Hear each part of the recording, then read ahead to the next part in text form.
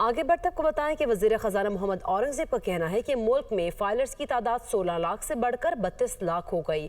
रवां साल 7,23,000 filer tax net में आए हैं। नॉन फाइलर्स गाड़ियां और प्रॉपर्टी नहीं खरीद सकेंगे। देखेंगे फाइलर्स ने क्या जाहिर किया और असल असासे कितने हैं। प्रोडक्शन यूनिट सिर्फ रजिस्टर्ड होलसेलर्स को माल बेच सकेंगे। 6 वजारतें ख़त्म करने के लिए फैसले पर अब अमल दरामद होगा। 1.5 लाख खाली आसामियों को ख़त्म कर दिया जाएगा। ज़र मुबादला के ज़खायर बुलंद तरीन सतह पर हैं। मुल्क की बरामदात में 29% इजाफा हुआ है, जबकि स्टॉक मार्केट बेहतर परफॉर्म कर रही है। महंगाई के साथ पॉलिसी रेट भी कम हुआ है। मैक्रो इकनॉमिक इस्तेहकाम मंजिल नहीं, एक रास्ता है। निजी शोबे ने मुल्क की क़यादत करनी है। वज़ीर ख़ज़ाना इस्लामाबाद में प्रेस कॉन्फ्रेंस कर रहे थे।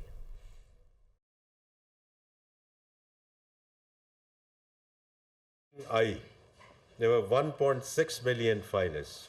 This has to date doubled. We are now close to 3.2 million filers. पिछले साल तकरीबन 3 लाख न्यू फाइलर्स थे।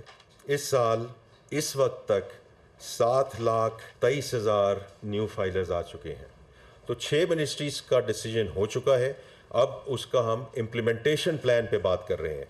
If we have to go towards inclusive and sustainable growth, it has to be on the background of the macroeconomic stability. जहाँ तक individuals हैं, हम पहले ही बात कर चुके हैं about non-filers कि वो कुछ चीज़ें नहीं कर सकेंगे as they go forward. Vehicles नहीं खरीद सकेंगे, property नहीं खरीद सकेंगे, mutual funds, current bank accounts नहीं जा सकेंगे. Manufacturers will be allowed to sell to registered wholesalers only. And therefore, it's good to know कि स्टॉक एक्सचेंज नई हदें अबूर कर रही है and we are moving in the right direction. पहली बात तो ये है कि जो इन्फ्लेशन नीचे आई है उसके बेसिस पे आपने देखा है कि पॉलिसी रेट नीचे आया है।